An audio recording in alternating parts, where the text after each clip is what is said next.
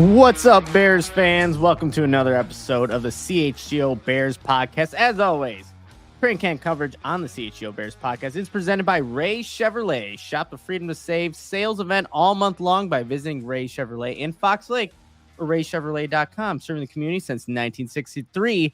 Together, let's drive. And I'm your host for today's show, Nicholas Moreano. And as you can see, Adam Hogue's office is there, empty.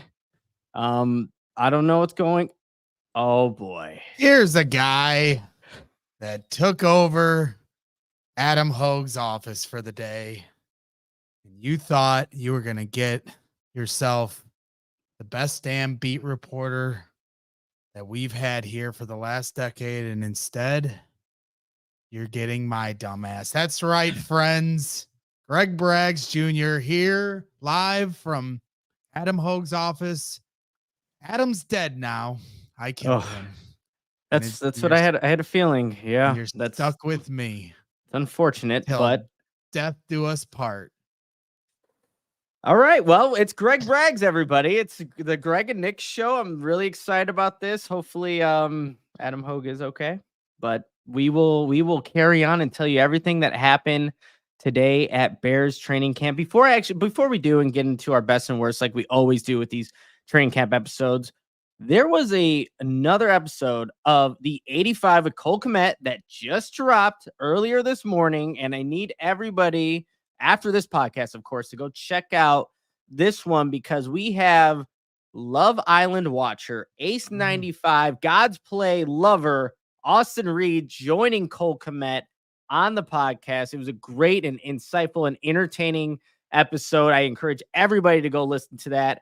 Of course, after you listen to Greg and I break down everything that happened at today's training camp practice, but it was a really good episode. Yep, and the subscribers are blowing up on that channel. Make sure you subscribe to the 85 channel, separate channel here from CHGO Sports, and even we're all in the same family, but we're going to grow Cole's platform as well. And make sure you're subscribed to this channel. How far, Steven, how far away are we from our goal here that we set ourselves for the next week or so? I know I'm putting our super producer here on the spot. 59,611. 59,611 subscribers. Now I'm going to put you on the spot. Yes. How many away is that from 60K? 611? Yeah.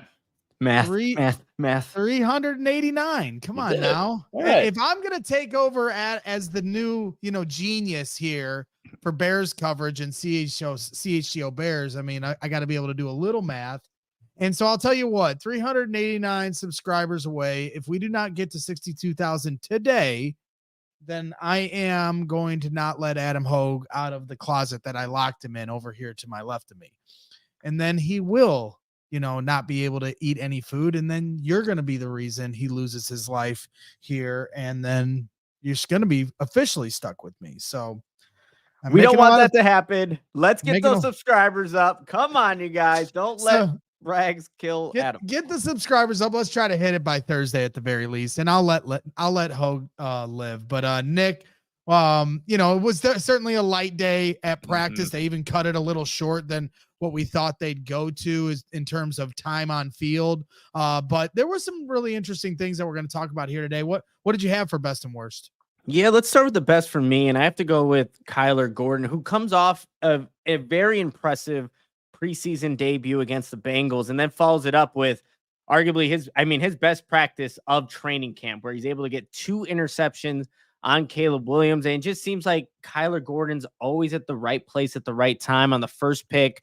Look, Caleb's trying to throw a pass with pressure in his face, little jump kind of pass. But I think Caleb's going to learn that, these defenders, they get paid too. And when you test a guy like Kyler Gordon, he's one of those guys that can make you pay, undercuts the route, is able to take it back for a pick 6. And you got some great pictures, Greg, of him celebrating, doing his little Spider-Man celebration. So that was the first interception. And then on the second one, he had his teammate, Jervon Dexter Sr., tip a ball at the line of scrimmage. And again, Gordon's just at the right place at the right time, able to capitalize on that tipped pass and intercept that one as well. So Kyler Gordon was definitely my best from today, making those highlight plays. And, I'll get into a quote that he said later in the podcast, but that's my best. My worst, though, Greg, in that first offensive series for the Bears, first team offense, I think within that 6-play sequence, there was 3 false start penalties. And that was something that the Bears are actually getting better at limiting in these training camp practices, but it kind of reared its ugly head again in this practice. Like you said, a lighter day, but definitely wasn't a light day in terms of the false start penalties, because those were coming out in bunches there. So that would be my worst. But what do you got for your best and worst from today's practice? Yeah, it seemed like they had been cleaning up the false starts here as of late, but they kind of reared their ugly head. It was interesting because, you had that come back, it felt like there was some sloppiness early on. I'll get to my worst here in a moment. But because of the walk-through feel of practice today, it was hard to really take any of it with, some grand opinion on it. Like, they're clearly just getting into game week, certainly a short week mode going, to Kansas City here on Thursday. So you're just starting to really get close to the season where they're not dialing it up like they were 2 weeks ago at practice. There's no question about it. This is starting to throttle down quite a bit, and we're starting to look ahead here to the Tennessee Titans. But my best, I could go a few places. We're going to talk about Keenan Allen. We're going to talk about Montez Sweat and some of the different things we saw at practice today. But I honestly, and this is something I wanted to say last Thursday when practice got rained out, and my best goes to the Chicago Bears organization, because today was an open practice and it didn't need to be. Tomorrow is going to be an open practice. And the reason they are is because Thursday's practice, which was an open practice for the joint scrimmage between the Bengals, was supposed to be the final day of open practice to the fans. And the Bears knew that rain was coming in, lightning. There's a lot of, worry that, fans, they can't put fans in harm's way. They're liable for those people when they get on their property. So, they had to keep the fans out. It becomes a closed practice. And instead they choose to give fans the opportunity for 2 practices. That one ticket turns into an opening for 2 days of practice here on Monday and Tuesday. Of course, not everybody was able to make it. It was certainly a light crowd that we're used to, even at Hallis Hall. But at the same time, the Bears did not have to do that. A practice got rained out last year and they did not make it up. And this year, you just saw it all the way through camp, from the acknowledgement of Family Fest, Family Day at Soldier Field from Matt Eberflus saying, hey, we definitely want to keep doing this, and we're sorry that we weren't able to. There was a scheduling conflict with concerts at Soldier Field. And then Eberflus also acknowledging when they practiced on the far side of the field away from the stands that a couple weeks ago, like, hey, we're not going to do that anymore. We're going to make sure we practice as close to you guys as possible. That's our bad. So now again, a closed practice, it killed all of us that weren't able to go see that joint practice between the Bears and Bengals. And to make up for it with not only one makeup day, but 2 open practices for us, it just speaks to the culture that is starting to shift in Hallis Hall, not just on the field, but in the front office and everything that surrounds Hallis Hall. So, us as fans, we can be pretty hard on the organization at times, and we certainly want a winning product on the field. But I do have to give, Kevin Warren and Ted Cruz, who came over from Kansas City, and some of these guys, that, operate, with the logistics and what they're doing for the fans. And they're certainly starting to keep a lot of us in mind. And so I'll be the first one to say, hey, that was really, really cool of you guys. You didn't have to do it. And a sincere thank you to all of us that weren't able to be there on Thursday. So Braggs, real quickly before you get to your worst, I sat with you and a couple of people that were CHGO supporters, and I could tell you, they loved practice. They were into it. There weren't as many people that normally would be there on a regular scheduled, open practice day, but for the people that were able to make it, that was, like you said, a good move. It's good optics from the Bears organization to allow whoever was available to go to that practice, see their Chicago Bears, because not a lot of people get that opportunity. So again, the people that we were with, they looked like they were having a fun time at practice, even though it was a lighter day. Yeah, 100%. And, some people might roll their eyes to that, but honestly, culture matters. And that's just not an on the field thing when you're changing culture. So, I'm starting to acknowledge the culture shift that's happening in Hallis Hall. So shout out to them. My worst, Rome Odunze dropped 2 punts to start practice in early warmups. They're using the jugs machine. The ball didn't come off Torrey Taylor's foot. He had the day off. But they're rotating different, punt returners and getting their reps in. And he dropped the first one, and that happens. They don't have pads on. They're just getting out on the practice field. So be it. I left it alone for a minute, and then he dropped the next one that when it was his next turn for a rep. And so, like, if this is something that the Bears are considering, I've seen him put one on the ground a week ago. He caught it off one bounce, off the ground. So that's 3 to my recollection that I've seen. He only had a couple punt returns last year. I know everybody's fixated on this idea as Rome Odunze as a weapon on punt returns, but I just don't understand it, to be honest with you. I get you want a talented player in that spot. We all saw Devin Hester make his way all the way to the Hall of Fame, make a living off punt returns, but Rome Odunze, he didn't do it in college. He did have a punt return touchdown. He's certainly dynamic. I'm not saying he's completely incapable. I just think there's bigger fish to fry for Rome Odunze. You've got him, focusing on so much. He did end up having a drop too on an easy, crossing pattern. Caleb Williams tried to hit him over the middle. He comes across, it hits him right in the hands, and he drops it. Like, I just want him focusing on being the best wide receiver he possibly could be, because we've seen here on Saturday, what his potential ceiling is. And I think just because, Keenan Allen and DJ Moore and, are on the roster and Caleb Williams was taken ahead of him, this guy was a top 10 pick. When you bring in a top 10 wide receiver, I don't care what team it is, you're on a trajectory you're drafted in the top 10 because Ryan Poles thinks you're going to be a star. Not just because you get along with Caleb Williams. And if you watch the QB school breakdown of that little stutter step to the corner, Caleb didn't throw it to him. Like, this dude has serious moves, great route running ability. I think, an understated speed to him. I know we all understand what he ran at the combine and what he did in college, but I don't think people realize just how fast this guy is because of how big he is. So he's got big things ahead of him, as a wide receiver in this league. And I just don't know. I just feel like we're wasting our time trying to make him a punt returner when it's just, to me, there's other options there that can fill that role.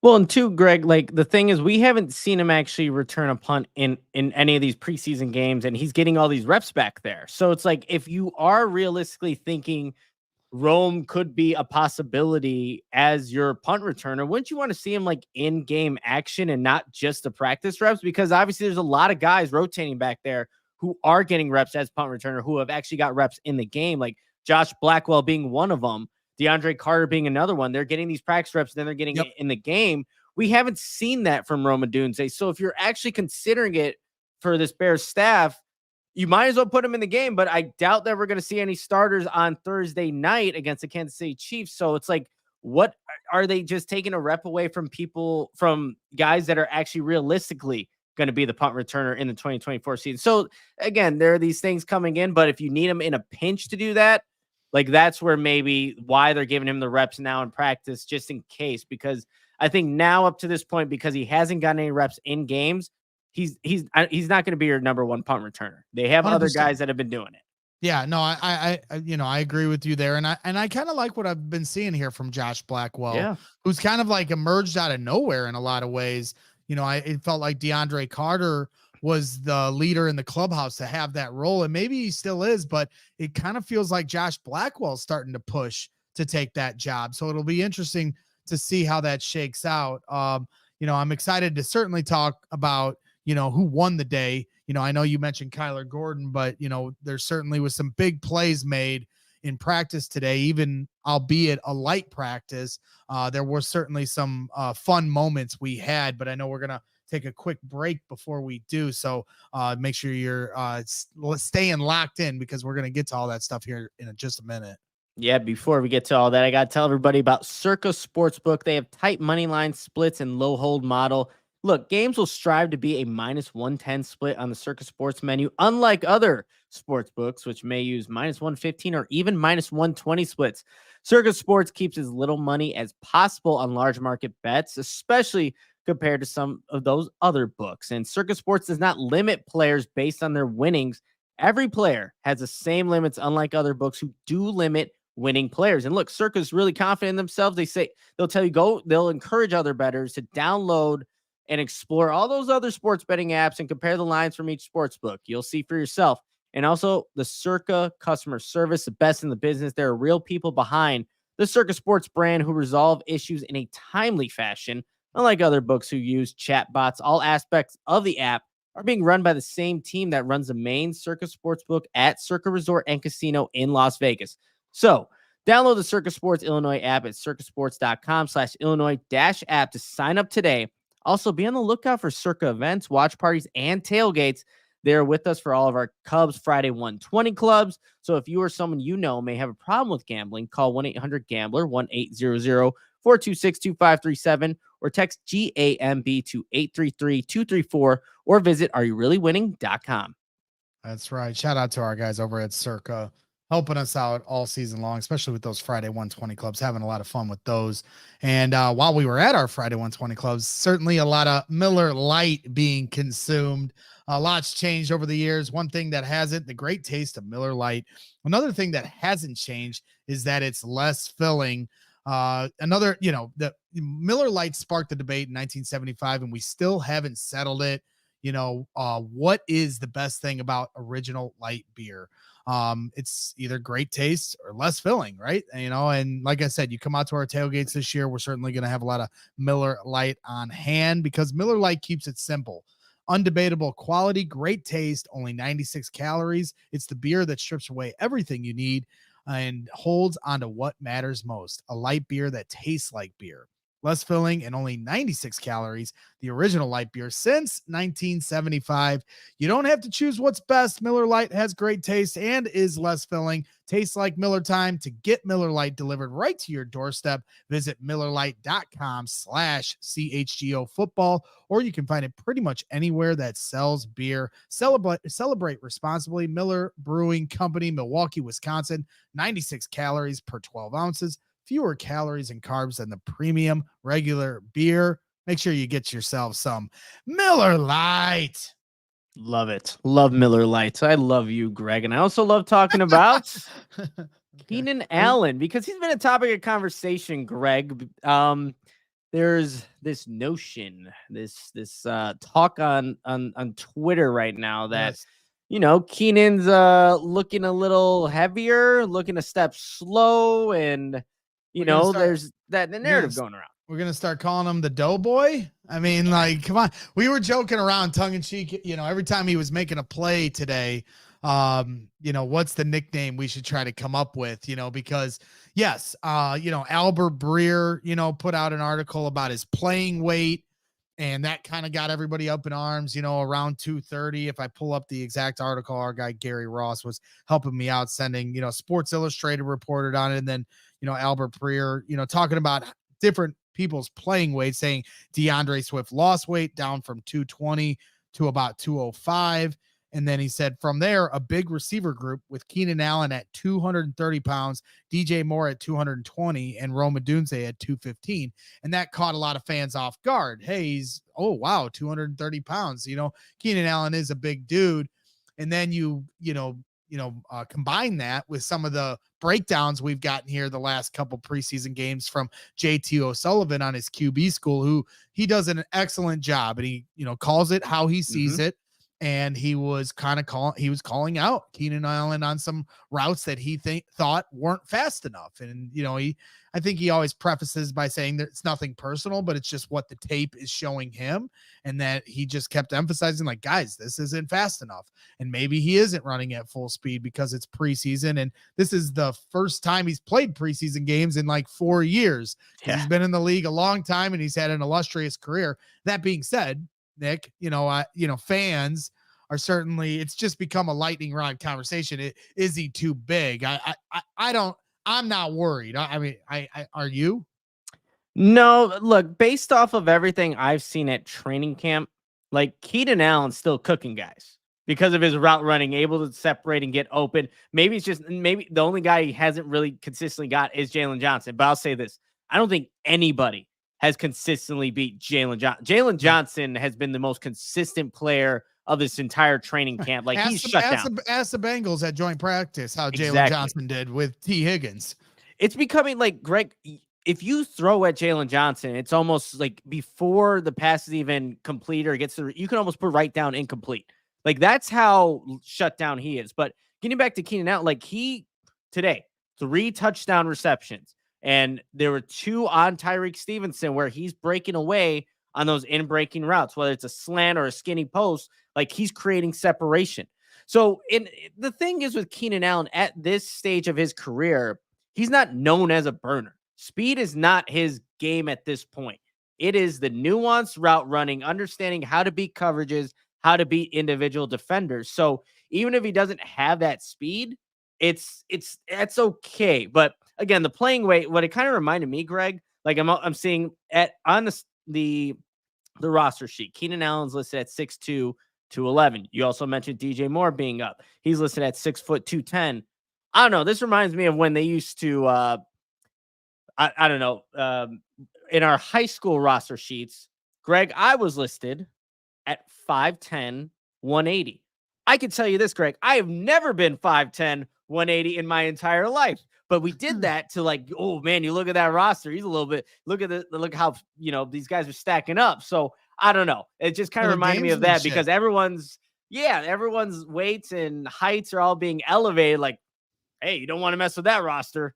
Never been that weight. Never will be. Yeah, we used to hear that trick happen a lot in basketball too. There were some that used to say that Michael Jordan wasn't a full 6'6". Some would even say he was 6'4". And, so it is interesting to see if that is the case. You saw today Keenan Allen's full on talent. I mean, he had 3 touchdowns. One was on a slant. Caleb Williams throws an absolute strike. The first touchdown, then the second touchdown to Keenan Allen was my favorite play of the day. It was the exact same play that Caleb Williams had to Rome Odunze in the corner of the end zone where Rome Odunze couldn't get his feet in bounds. But this time, if you imagine that play happening literally in identical fashion, instead of hitting Rome in the top corner, he hits the trailing guy behind him, which was Keenan Allen this time, who's coming across the whole field. And Caleb, fakes pitch left, rolls out right.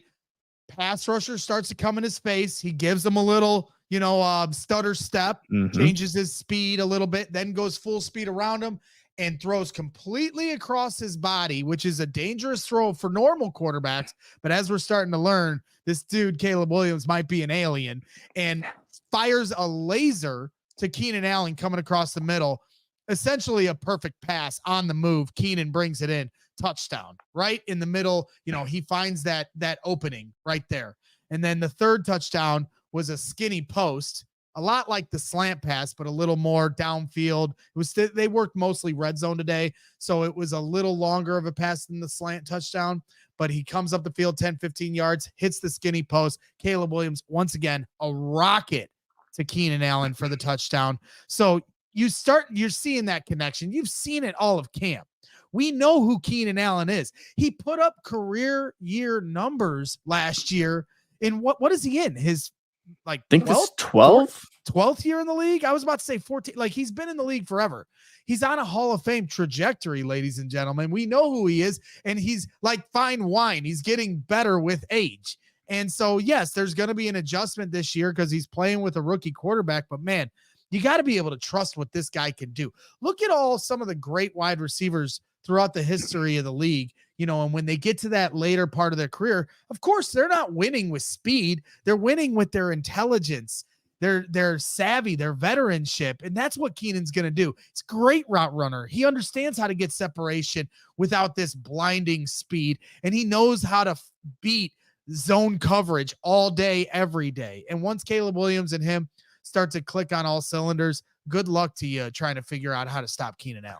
Yeah, and that play that you were describing where he throws across his body to get back to Keenan, that takes trust that that your receiver is going to be there, that he's going to make a play, because that's a pass that is dangerous. But Caleb, with his accuracy, and Keenan with sure-handedness and getting open, like that's a play that you need to have chemistry with one another. And we've seen that chemistry growing from the time they got here to this point now. So going back to, I think, your original question, Greg, are you worried? I'm not. And yes, we haven't seen the connection happen in a preseason game. But again, we also said Keenan doesn't usually play in preseason game. It's nice that he's getting out there with Caleb Williams because, again, he is a rookie quarterback going through this all for the first time. So when it comes to the regular season, and if there is a 3rd down and 6 out of all the receivers that we have, you know what? I think I'm going with Keenan as the guy that I want Caleb to target on that specific play from the slot to beat whoever that nickel corner, and God forbid they put a linebacker on him. It's over with. That's the type of guy that Keenan Allen should be for the Bears in 2024 regular season. So not too worried about all this stuff right now. If he keeps doing what he's been doing in this practice, hey, he'll be just fine. Dan Evans in the chat asking, is veteranship a word? Well, if it's not a word, it is now, because I am your captain. Adam Hogue is no longer here. This is my studio now. I'll be taking over the Braggs and Johns podcast. I'll be with John Z interviewing Ryan Poles in his office like they were this morning. So this is what you get, Dan. You get Meatball and Moreano with you today. Ooh, Meatball Moreano. Okay. This word has been trending all over social media. Is that a word? DEMURE. Anybody in the chat? Anybody? Steven, have you seen this? It's like the dumbest little. And veteranship, by the way, not a word. Not a word. Not a word. Braggs. Okay. Sorry, go ahead, Nick. Demure. It means reserved, modest, and shy. Typically used for a woman. I guess that's like it's. You'll see it now, and now you'll hate me because I brought it up. So I'm sorry, guys, that I brought it up. But we're getting a little closer to. Go ahead, Greg. Well, I was just going to say the one thing when we talk about what we're concerned about, I don't think either of us are worried about Keenan Allen. We've seen him beating man coverage in one-on-ones. We've been seeing him, certainly in the battles with Jalen Johnson. Jalen's winning a lot of them. Hard Knocks put that on display, but we're not worried about Keenan Allen to this point. We all know who he is in this league. The one thing that is interesting is those quick out routes. When you were mentioning like on 3rd and 6, I wanted to go to Keenan Allen. A lot of times at practice this year, especially in 2-minute drill, they go to those quick out routes to the sidelines to Rome Odunze, Keenan Allen, and DJ Moore. But a lot of times it is to Rome and Keenan. And all of a sudden here lately, it feels like we saw it in the preseason game on that first snap where it sailed over. They did, to the left and then threw it, to Keenan Allen. It sailed over his head in the game. Well, we've seen that more than a few times today again at practice, and it feels like all of a sudden that play's not clicking on all cylinders. When at the start of camp, that was like the one thing that was their bread and butter. So obviously there's a familiarity. The defense is starting to know what you're trying to run. So I think that's a big part of it. So that's the one thing I'm monitoring overall. But no, man, Keenan Allen was essentially the MVP of the day. And Kyler Gordon, certainly, I know he was in your best. Certainly had something to say about that, and I know we're going to get to him here after the break, but Keenan Allen, I love that he's in this room. I mean, when you look at the veterans on this team, the thing that I enjoyed the most about practice today was after practice was over, you have Montez Sweat working with Darnell Wright. And if you were standing with me and a few fans, you could hear everything that Montez Sweat was saying to Darnell about countering and what he needs to do for approach. And he's like, hey man, this is what I need you. And I'm not going to give away the secret sauce because they were getting in some specific details, but I just loved seeing that. You're seeing Kyler Gordon working with Reddy Stewart, on release off the line of scrimmage. And then you're seeing, Keenan Allen, working with guys like Rome Odunze, DJ Moore working with Rome Odunze. This locker room has a great mixture of veteran talent and young and up and coming talent. Bears are in a really good spot, especially with a guy like Keenan Allen. I'm glad you brought that up because there's a good quote from Kyler Gordon that I can bring up after this break, but that is exactly what the players are also thinking. But before we get to that, to tell everybody about Ray Chevrolet. You can shop Ray Chevrolet and secure the right new Chevy and price for you. That's because their new car clearance event is going on all month long, and you can shop their huge selection of new Chevy models now at new low prices. Visit our partner this August at their location on Route 12 in Fox Lake, or at raychevrolet.com. As one of the top selling Chevy dealers in the Midwest, you'll always be able to shop one of Chicagoland's largest Chevy inventories. Right now, get 0% financing, make 0 payments until 2025 Put $0 down and find 0 hidden fees on all of your new Chevrolet models, or cruise into August your own way and shop over 125 of their vehicles priced under $20,000. And if you heard of Ray Chevrolet, then you've also heard of Ray's Price Promise. They're guaranteed to make your next vehicle more affordable than ever, with no price changing, no add-ons, and no hidden fees ever. That means the incredible prices we're talking about right now, you can expect to see the very same when you shop Ray Chevy in store or online. So shop the new car clearance event all month long by visiting Ray Chevrolet in Fox Lake or raychevrolet.com. They've been serving the community since 1963. Together, let's drive. That's right. And I'm so excited here to get on the road for some of these games. First time since we started here at CHGO Bears that we're going to be in the stands a couple times, Nick, and that's where we started, right? That's where we started this journey. Obviously, many of us here in the media started out, as Bears fans first, and game time is going to get us home, right? It's been almost 3 years since we've been in the stands, and I literally can't wait to get to London and Arizona and watch some games for ourselves. And when you want to watch a game for yourself, you head over to Game Time. Game Time has a new feature called Game Time Picks that makes getting tickets for your favorite live events even easier. Game Time Picks filters out the fluff to show you only incredible deals on great seats, so you don't have to waste time searching through thousands of tickets. You can get the super deal that's certainly, going to help you get different tiers, and there's just so much that offer. It's a lowest price guarantee, event cancellation protection, job loss protection. So they take care of you, the fan, as well. If you have something come up, they're going to make sure they do right by you. Seat views that you can see. One thing that I love about their app is when you get on it, you can see the exact vantage point of the ticket that you're purchasing. And it's curated deals, makes it easier to find the best price on those great seats. So it's just a very customer friendly app. And that's exactly why I always go to it. Again, lowest price guarantee, or great Game Time will credit you 110% of the difference. And then Game Time ticket coverage in your purchase is covered with the most flexible customer service policy in the ticketing industry. So take the guesswork out of buying concert tickets with Game Time. Download the Game Time app, create an account, and use CHGO for $20 off your first purchase. Terms apply. Again, create an account and redeem code CHGO for $20 off. Download Game Time today. Last minute tickets, lowest price guaranteed. Go check out Ray Chevy. Go check out Game Time. Go check out all of our great sponsors of these CHGO Bears shows. So, Greg, we have a bunch of stuff that we still want to get to on today's practice. But before we do, we also want to share a clip from the 85 podcast with Cole Kmet, and we're going to do that right now. This is the game recap presented by Ankin Law. Injury law made personal. They're here to help. Visit ankinlaw.com to learn more. Well, Cole, break it down for us. What did you see against the Bengals?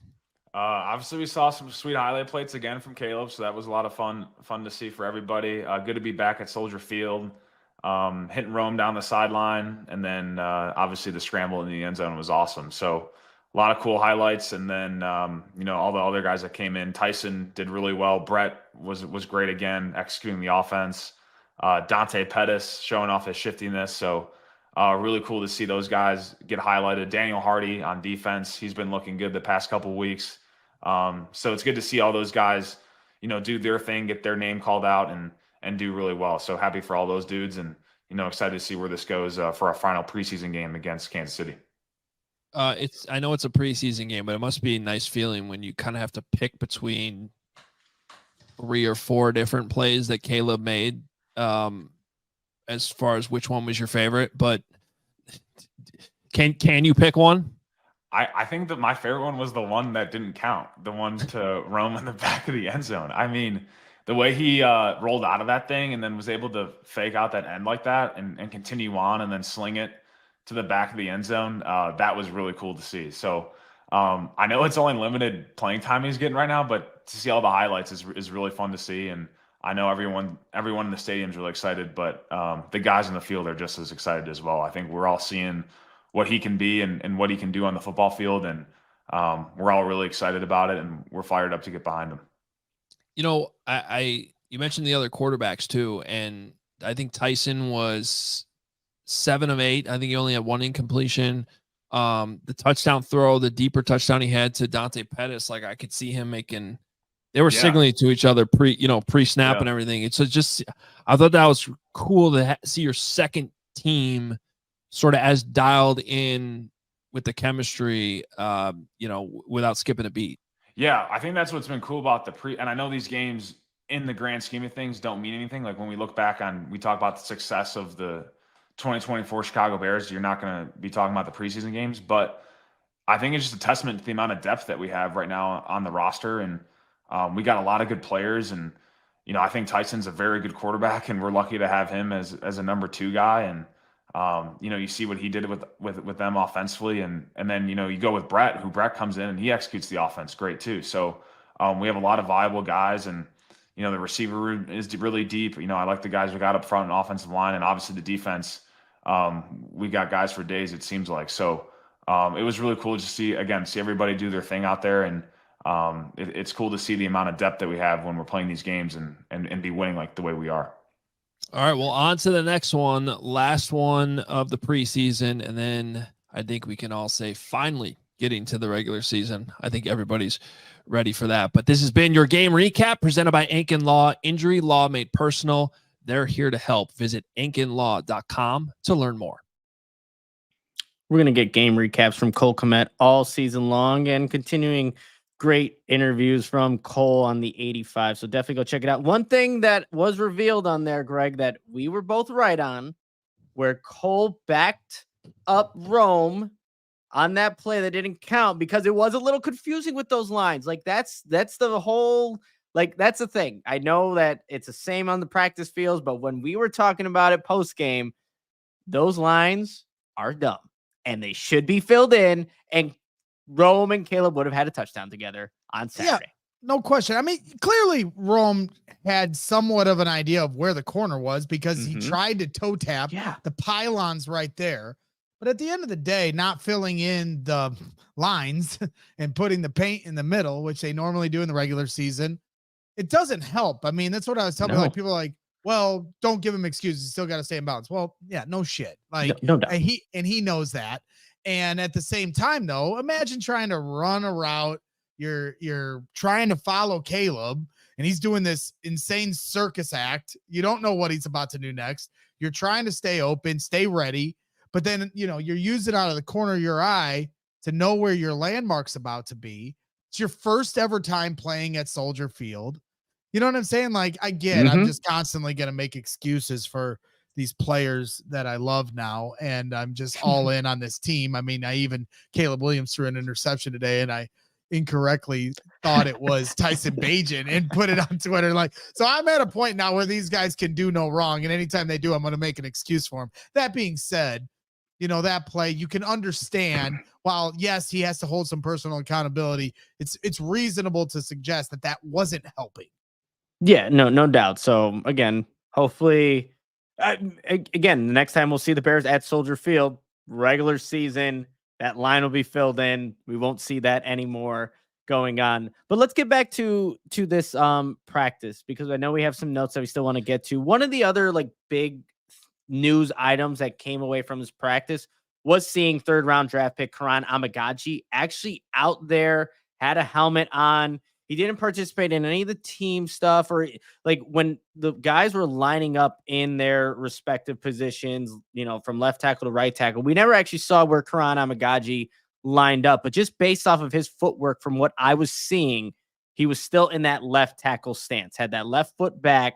So as we're kind of seeing him get more acclimated, maybe ramping up a little bit more, maybe we'll actually see him line up with one of the groups and see exactly where he's at. But just based off the footwork, where Karan played at Yale, seems like that's kind of where they're anticipating him playing here in the NFL, that left tackle spot. But it was good just seeing number 72 out there and, actually doing a little bit in this first practice.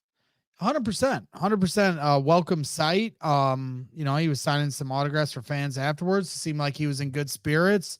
So, it's just, because it's interesting, everybody, when you talk about Ryan Poles trying to add defensive line depth, a lot of the pushback you'll get is, well, we need offensive linemen.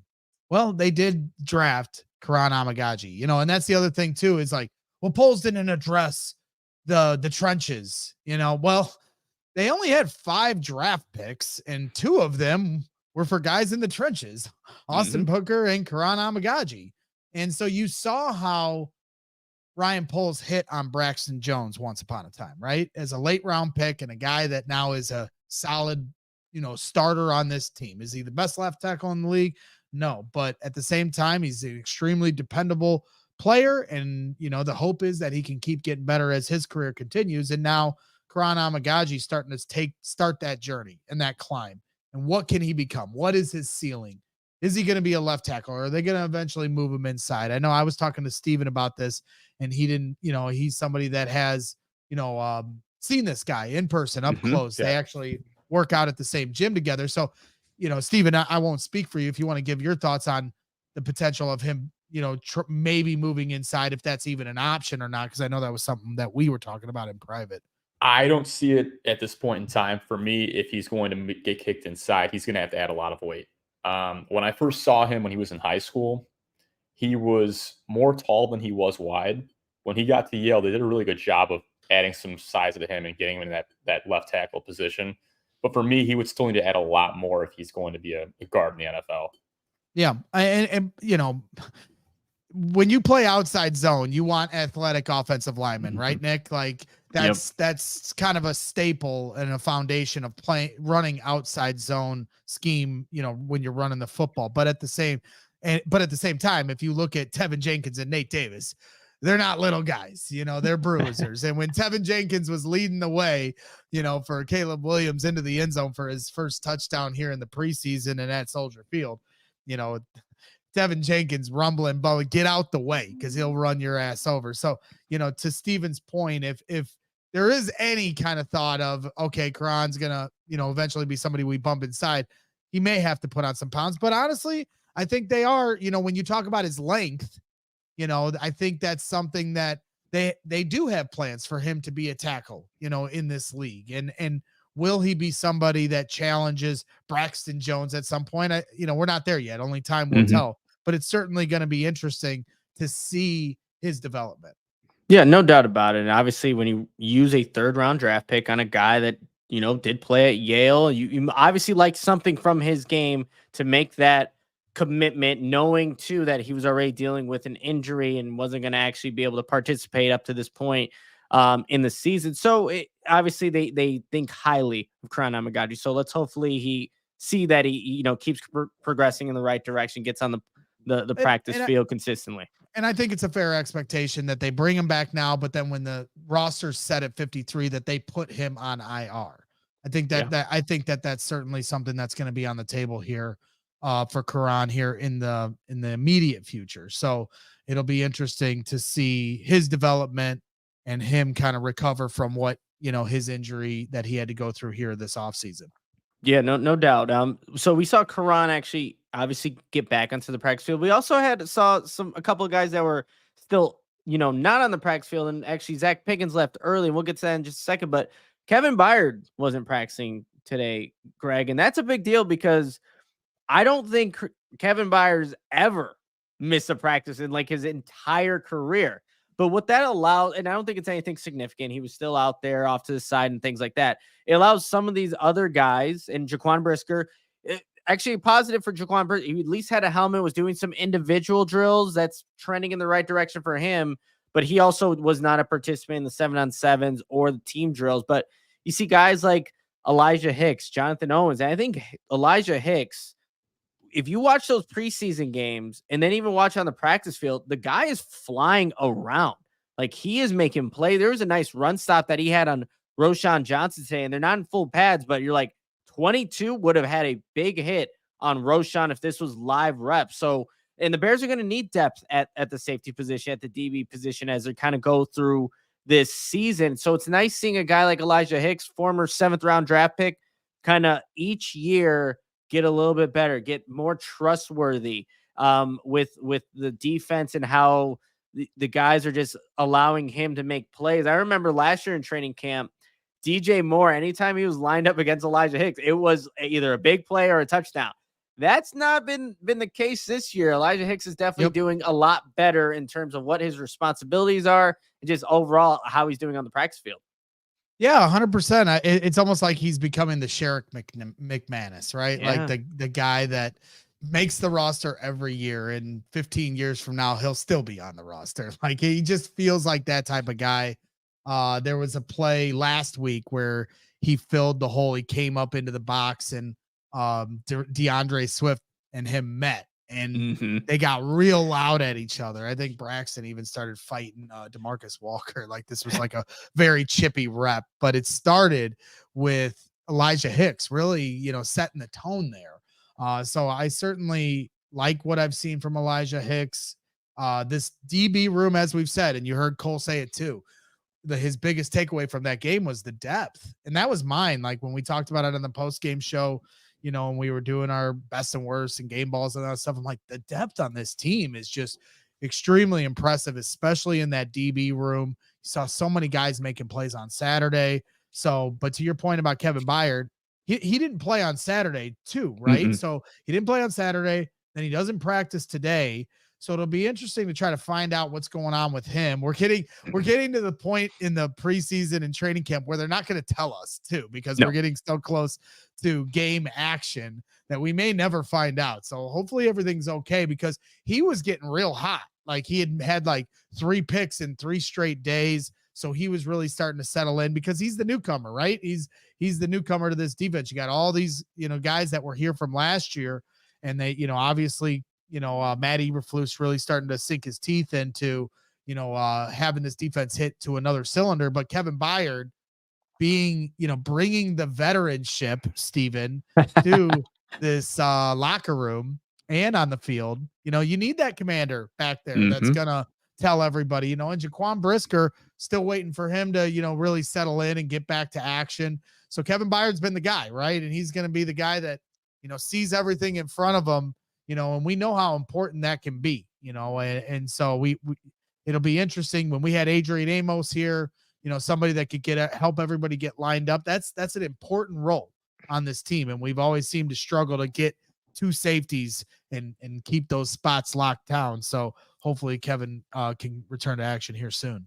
Yeah, no doubt about it. I completely agree with you. He is a nice centerpiece in that defense, and just again that veteranship that you keep talking about. It's the glue that kind of helps this defense go. Another guy, and Gary Ross brings him up in the chat, Jalen Jones. He was off to the side too, and he has been having a good camp. So seeing a little bit of that depth being tested here, and a guy that I mentioned at the very beginning here, Zach Pickens. He did leave the practice with some sort of injury.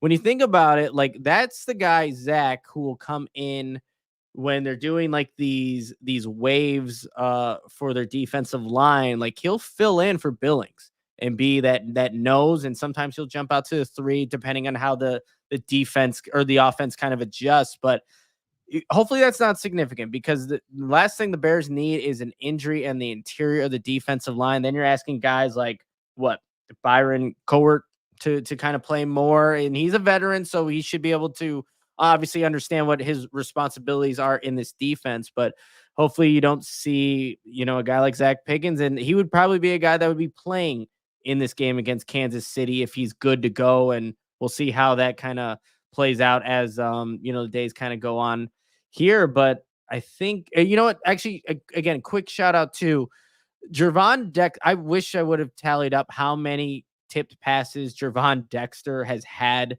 in this training camp, because he's becoming really good at just timing things, where if he's not going to get to the quarterback, and he's not going to get to the quarterback in every single rep, it's just not possible. But like, him just timing up some of those passes, and when Caleb has had passes tipped on the line of scrimmage, there's a good chance number 99 is a guy causing those. That can lead to those interceptions, those big plays that this Bears defense obviously wants.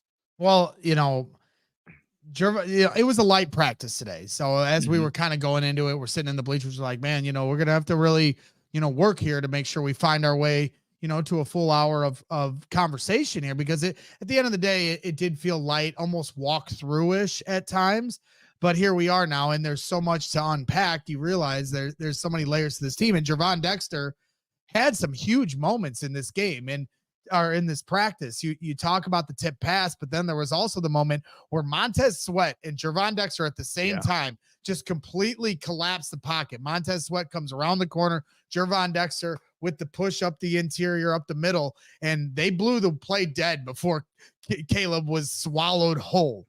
And Montez Sweat took Gervon Dexter's helmet and went wham, like Akeem Hicks used to do, and give you the helmet headbutt, which I know that some fans don't like seeing, but like, I love that kind of intensity. That's the kind of intensity that Akeem Hicks used to bring to this team. And you could tell how much Montez Sweat loved that moment, hyping up his guy, Gervon Dexter.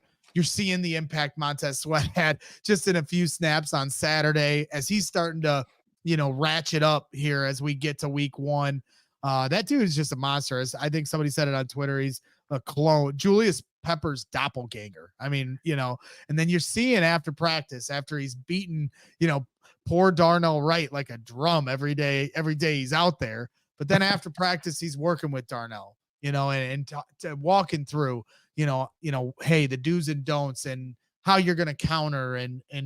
And so it was interesting to kind of see that whole thing take place. But man, this defensive line, they certainly have a lot of talent. It's interesting that, Ryan Poles tried to get Matthew Judon, and per reports, they matched the offer that Atlanta gave him. And whether it came down to the fact that the Bears weren't ever going to come to a negotiating table for money and just let him play the year out, or if it was, some of the reporting is that he basically picked between Atlanta and Chicago. It's just interesting to see and question if Ryan Poles has any other tricks up his sleeve to add to that defensive line before we get to week 1.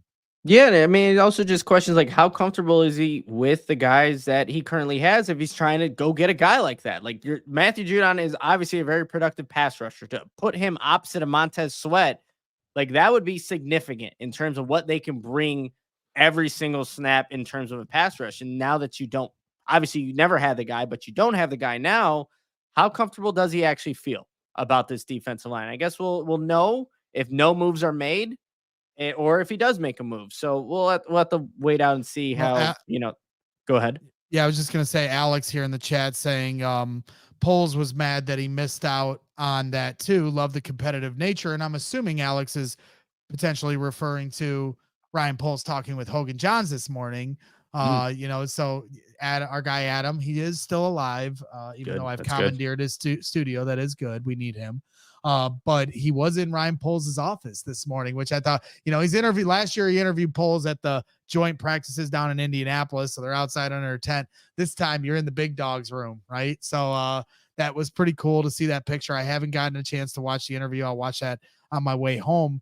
But yeah, I'm interested to hear his thoughts on the Judon thing, and try to get those tells. The other thing that was revealed on the Hogan Johns, even though I haven't watched it yet because everybody was tagging me, is that he said that he sees on Twitter that every time any player becomes available, the GIF of him getting on the phone. And if anybody follows my dumbass on Twitter, A, I'm sorry. B, Taco Bell, should be sponsoring this show and my Twitter account for all the free promo I give them. But that is 1,000% my shtick, is every time, it doesn't matter who the player is or if there's any chance of the Bears getting him. And somebody was sending me that CD Lamb is not happy in Dallas, and I did the Ryan Poles GIF, right? It just drop it every time. Well, he said he sees this, and a lot of fans were tagging me in it that, holy shit, Braggs, he's watching you. So I quote tweeted the tweet, and I was like, hey, Ryan, love your work.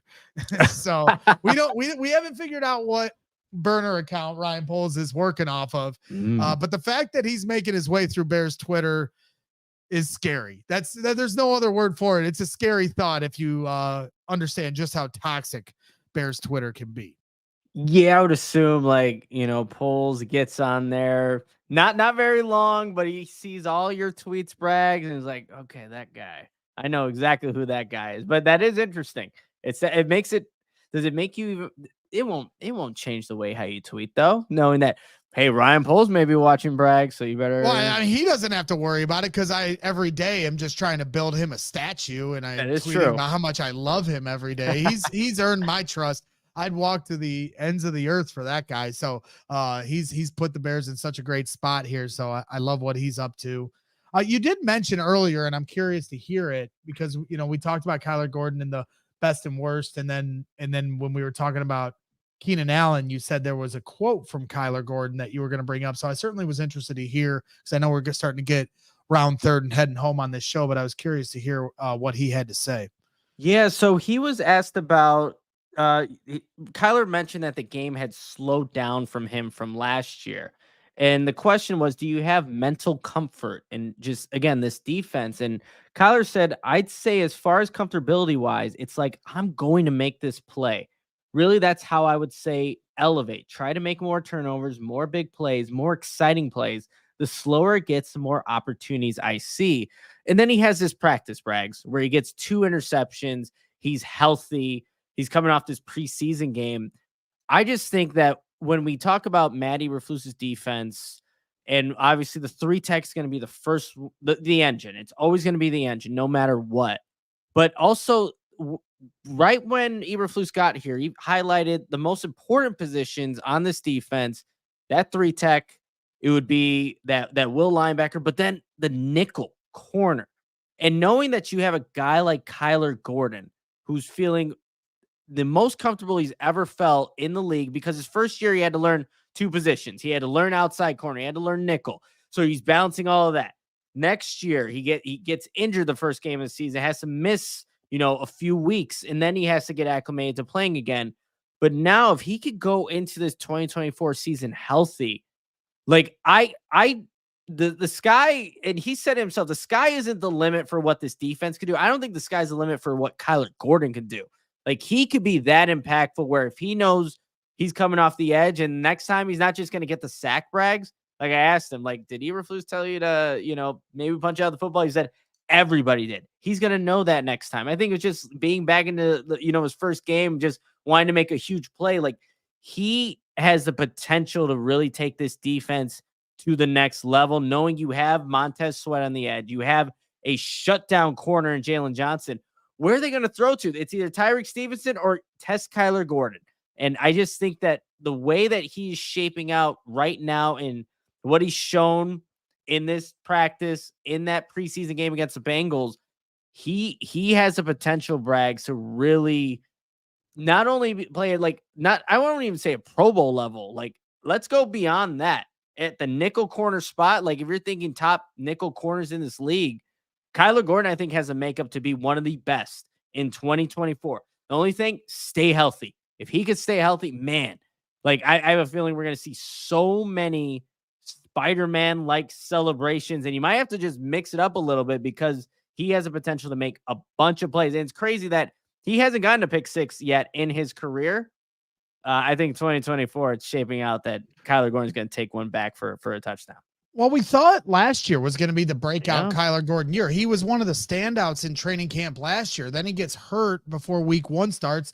Then the Bears start 0-4, and now, he gets lost in the shuffle. He eventually returns and makes the impact that he makes, but it wasn't the breakout that we all thought it was going to be. He was already doing a lot of the Spider-Man routine stuff last year that people enjoy.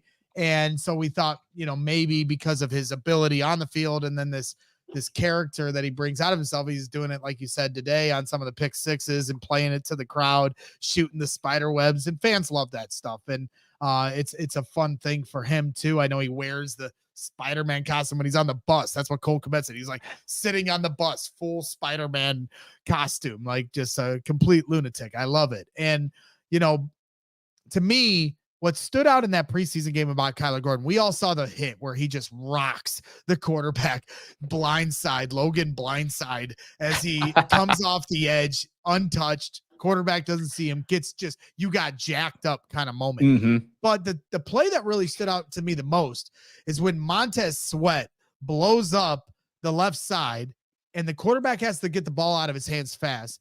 Kyler Gordon reads and reacts and immediately gets the tackle. Quarterback gets the ball out of his hands on a check down on the right side, and Kyler Gordon closes on it faster than your head could spin, and it gets a tackle for loss.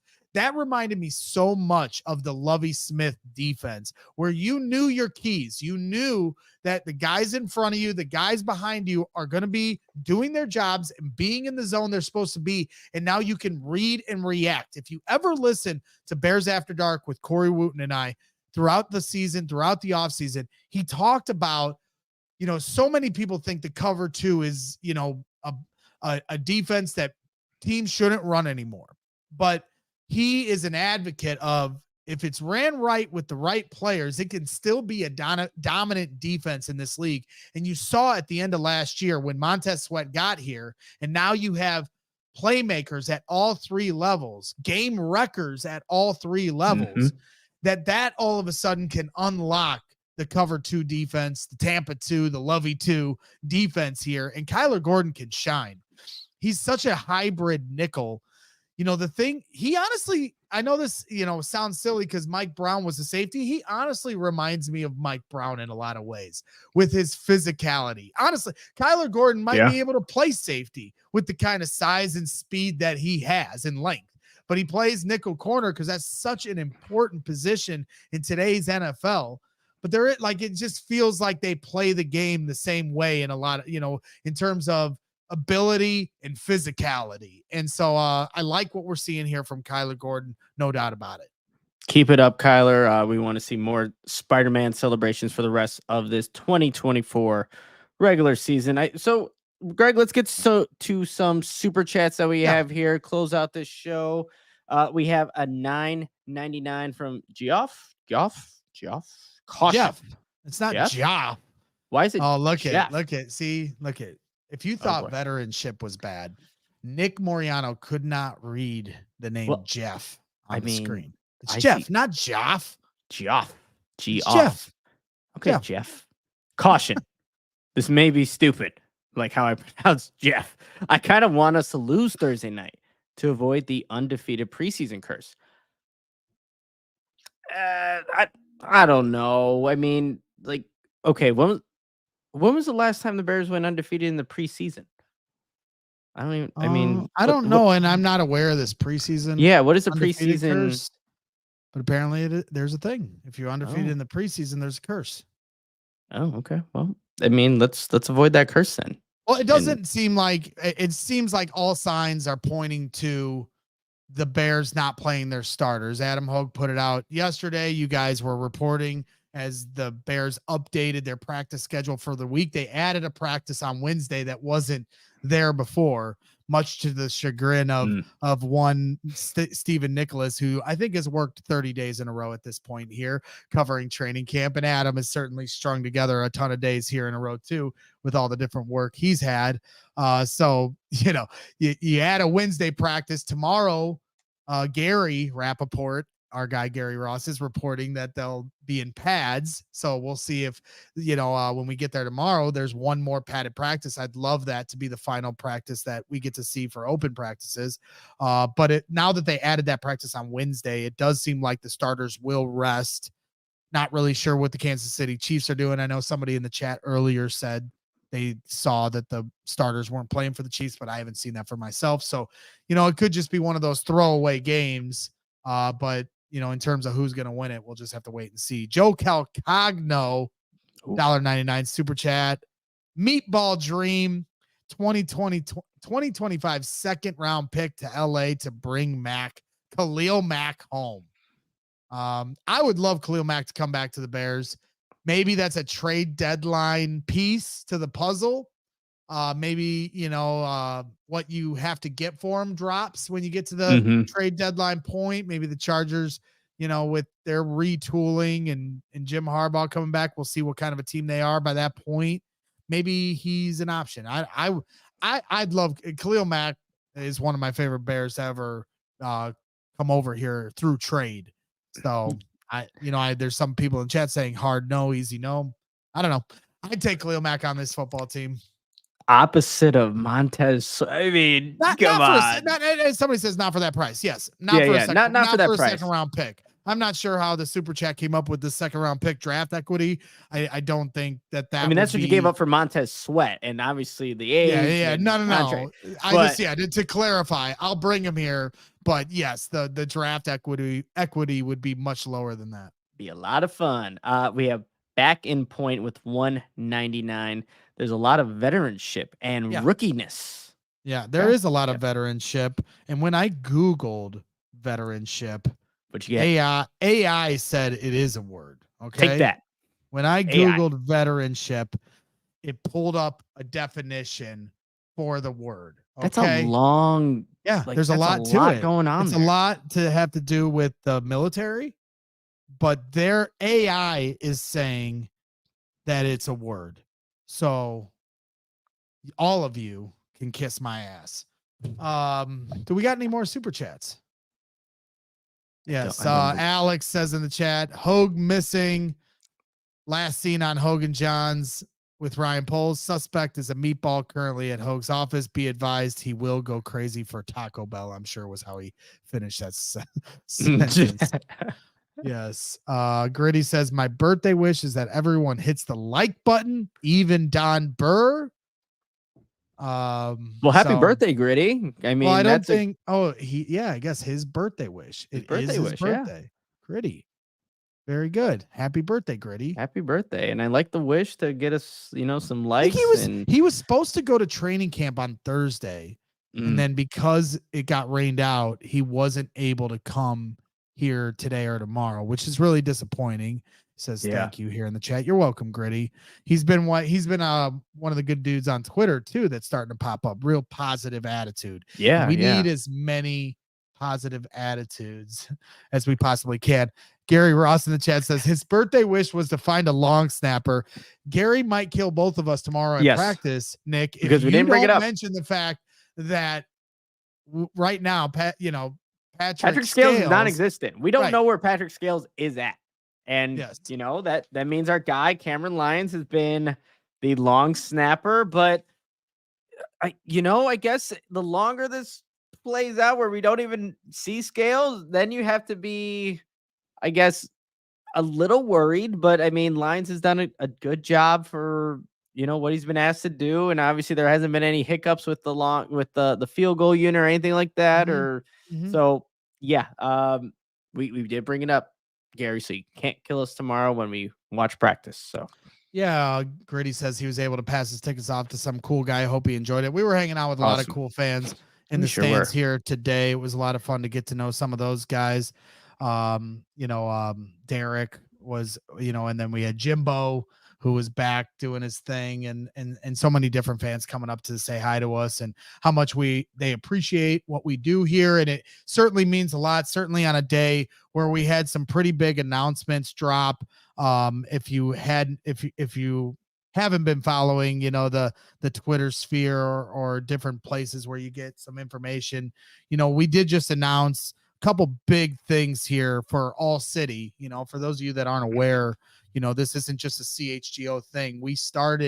ALLCITY started in Denver with DNVR and then branched off to Phoenix with PHNX. And then it came over to here in Chicago with CHGO. And now we're in Philly, PHLY. And our fearless CEO, Brandon Spano, announced in an article released through Barrett Media that we'll be joining a new city in Dallas here very shortly. And there was also a big announcement to a lot of money being put into the ALLCITY network. And it's just, a testament to all the hard work that all of us do here in all these different cities and the leadership that we have here at this company and how much they empower all of us to be the best versions of ourselves. And I know Nick and I can attest to this. We were a couple kids, 10 years ago at Bourbonnais, and I met Nick at the top of a bleacher at Bourbonnais at training camp, and he's in college grinding away with Will DeWitt and we're doing our thing, just trying to share our passion for sports. I'm calling off work, at the middle of the day to show up at Bourbonnais and do my thing. And then somehow, our paths collide here at this great company. And as I said, it's just, I'm proud to work here. I'm proud to work with everybody that, is a part of this thing. And we all work very hard. We're all very passionate for the sports we cover. And we try to do it, for you guys, the fans. We try to, always make sure that you understand that we're with you, the people. But I can't speak enough about, the leadership here. I came here as a bricklayer, didn't even know how to turn a computer on. And now I've got guys like Steven who help me on a daily basis. Now I produce live shows. I create, different content in terms of clips and graphics. And I'm not perfect at it, but miles ahead of anything I ever thought I'd imagine of myself. And, all the different roles I get to play. That's because this company empowers me and puts the confidence in me that I have the ability to do that. And for you, Nick, I know, how far you've worked and how hard you worked to get to this point. And so it's just cool, man. It's cool to be a part of this. I'm glad I get to work next to you every day. And I'm so appreciative of everyone at CHGO and ALLCITY. Yeah, it really is cool to see just the whole network just continually growing. And again, like you said, Greg, giving us these opportunities to cover the teams that we are passionate about, that we know that everybody who tunes in each and every week, they come from a very similar place that we both did. And now we get to, create these communities for people for them to hang out, to listen to their, guys talk about their favorite team. And that's across all of Chicago sports or all of the ALLCITY network, and just what, they've been able to do for a bunch of people, in all these different markets. And I'm looking at the 2025 Bears opponents. The Bears will be playing the Dallas Cowboys. So that'll be fun too, to get, our networks involved, to see what we can do there. So it's been fun. It's been awesome. And again, this is only the start, and it's only the start. We're all anticipating. It is. That's what's so cool about this, man. I mean, we're 2.5 years, almost 3 years in, and the teams we've covered here in Chicago, as everyone knows, it's been one of the lowest times for success of our Chicago sports teams in history in a 3-year span. And yet we've built this foundation here of all these different fans that are here in the chat today that better be hitting the like button. We love you. I saw Deharius Bear here in the chat saying like, this chat is toxic. This is the first time I've ever been here. Yeah, man, you can't take the heat. That's what it is. Welcome to the Thunderdome here with CHGO. We love everybody that tunes in. We appreciate everybody. We do it for you guys, and we're building something special that's all inclusive to the fans. And the day our teams are good, the day the Bears are in the Super Bowl, we're all going to be celebrating it together. So just wanted to make sure I gave a quick shout out, and it probably wasn't so quick, but it was well deserved, because we're taking the next steps here as a company to do bigger and better things. And as we continue to take those steps, make sure to help us continue to grow. So give this podcast a like, subscribe to our YouTube channels across the network, not only CHGO Bears, but the 85 with Cole Kmet, because we're going to continue throughout this entire 2024 season and beyond, just putting out great content for all of you. Thank you for hanging out with us on this Monday afternoon, and we'll be back tomorrow to recap another Bears training camp practice. I think we'll have some reinforcements too. So It won't just be Greg and I, and then we got Hard Knocks, our After Dark Hard Knocks post-game specials. Hopefully everybody gets to watch it at the same time, but we'll have Hard Knocks coverage tomorrow night, and special guests joining the Hard Knocks After Dark here tomorrow night. So make sure you stay tuned for that. Yep, stay tuned, and just again, appreciate all the support that we've been getting. It's only like Greg and I were saying, it's only the beginning, but we're gonna wrap it up. We will see you guys tomorrow afternoon. Adios. We all silly like the mayor.